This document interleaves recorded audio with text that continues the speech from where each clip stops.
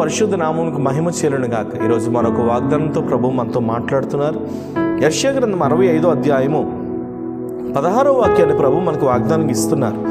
దేశంలో తనకు ఆశీర్వాదం కలగవలనని కోరువాడు నమ్మదగిన దేవుడు తను ఆశీర్వదించవలనని కోరుకోను. దేవునికి స్తోత్రం. నిజమే కదా?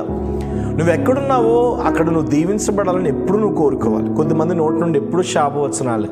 వాళ్ళు ఎలా అయిపోవాలి, వీళ్ళు అలా అయిపోవాలి, వాళ్ళ బ్రతుకులు ఎలా అయిపోవాలి, వాళ్ళ జీవితాలు ఎలా అయిపోవాలని ఎప్పుడు శాపంతో నిండి ఉంటుంది వారి నోరు. కానీ మీరు ఎప్పుడు గుర్తుపెట్టుకోండి, ఒక్క జల నుండి తీయని నీరు చేదు నీరు ఊరుతుందా చెప్పండి? ఒక నీటి బుగ్గలో నుండి తీయని నీరు చేదు నీరు రాగలదా? అలాగే ఒక్క నోట్లో నుండి శాపవచనం ఆశీర్వాదవచనం ఎలా వస్తుంది? కాబట్టి మీరు ఎప్పుడు గుర్తుపెట్టుకోవాలి, మన నోటి నుండి ఎప్పుడు కూడా శాపవచనాలు అనేవి రాకూడదు.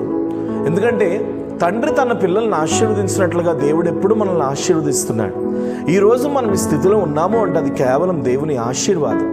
అందుకని మీరు ఎప్పుడు గుర్తుపెట్టుకోవాలి, మీ దేశంలో మీరు ఎప్పుడు కూడా ఆశీర్వదించబడాలని కోరుకోవాలి. నేను దీవించబడాలి, నేను ఆశీర్వదించబడాలి, నేను పైకి రావాలి, నా పిల్లలు పైకి రావాలి, నా పరిస్థితులు పైకి రావాలి, నా కుటుంబం పైకి రావాలి అని ఎప్పుడు మనం కోరుకోవాలి.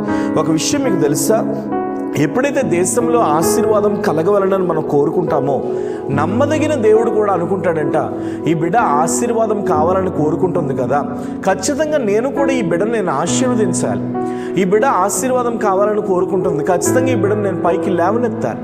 ఈ బిడ్డ ఆశీర్వాదం కావాలని కోరుకుంటుంది, ఖచ్చితంగా ఈ బిడ్డ స్థితిని నేను మార్చాలని నమ్మదగిన దేవుడు కూడా కోరుకుంటాడంట. దేవునికి స్తోత్రం. నమ్మదగిన దేవుడు అనే మాట యెషయా భక్తుడు ఎందుకు వాడుతున్నాడంటే, ఏ మనిషి నమ్మదగిన వాడు ఈ భూమి మీద? ఎవరిలో కూడా నమ్మకత్వం అనేది లేదు. ఏ మనిషి నమ్మదగిన వాడు కాదు. ఒక క్షణం కాకపోయినా ఒక క్షణం అన్న స్వార్థాన్ని చూపిస్తూ, ఒక క్షణం కాకపోయినా ఒక క్షణం అన్న ద్వేషాన్ని కక్కుతూ తమ జీవితంలో ఏంటంటే ఎలా పడితే అలా మాట్లాడేవారు చాలామంది ఉన్నారు. కానీ ఈ రోజున ప్రభు నీతో అంటున్నాడు, ఎప్పుడు కూడా నువ్వు దీవించబడాలని, నీవు ఆశీర్వదించబడాలని నువ్వు ఎప్పుడూ కోరుకో. అలా నువ్వు ఎప్పుడైతే కోరుకుంటావో నమ్మదగిన దేవుడు కూడా తప్పనిసరిగా రాబోయే దినాల్లో నేను ఆశీర్వదిస్తాడు.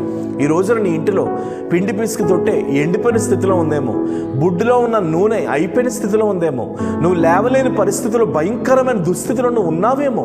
కానీ దేవుడు అంటున్నాడు, ఈ వేళ ధైర్యం తెచ్చుకో, నిన్ను లేవనెత్తుటకు నేను నమ్మదగిన దేవుడనై ఉన్నాను, నిన్ను పిలుచుటలో నేను నమ్మదగిన దేవుడై ఉన్నాను, నీకు ఆరోగ్యం ఇచ్చుటలో నేను నమ్మదగిన దేవుడనై ఉన్నాను, నీకు గర్భఫలం ఇచ్చుటలో నేను నమ్మదగిన దేవుడనై ఉన్నాను.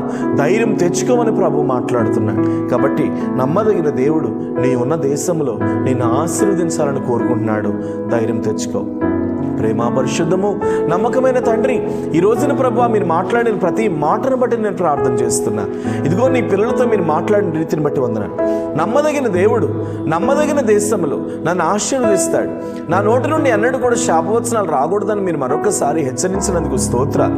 ఎంతమంది ఈ వాగ్దానం చూస్తున్నారు, వారి పిల్లల మీద నీ కృప దిగివచ్చును గాక, వారి కుటుంబాల మీద నీ కృప దిగివచ్చును గాక, వారి బిడలు నీ కొరకు నిలబడుదురు గాక. యేసు నామములో ఉన్నతమైన ప్రభావమును వారు చూచుదురు గాక. యేసు నామములో మీరు వారిని ఆశీర్వదించండి, అనేకులకు దీవెనకరంగా మార్చండి. ఎండిపోయిన వారి బ్రతుకును తిరిగి లేవనెత్తండి, పాడైన వారి జీవితాన్ని తిరిగి కట్టండి. ఎంతమంది ఈ వాగ్దానం చూస్తూ చేదైనటువంటి బ్రతుకును అనుభవిస్తున్నారు, యేసు నామములో వారిని సన్నిధిలో ఆశీర్వదిస్తున్నారు. అలాంటి కృపను మనం ప్రార్థిస్తూ యేసు నామమున నీ ప్రార్థన అడుగుచున్నాను తండ్రి. ఆమేన్. God bless you. దేవుడు నమ్మదగిన వాడు. అనేకులకి ఈ వాగ్దానం షేర్ చేయండి. ఖచ్చితంగా మీ కొరకు మేము ప్రార్థన చేస్తాం. Praise the lord. Praise the lord.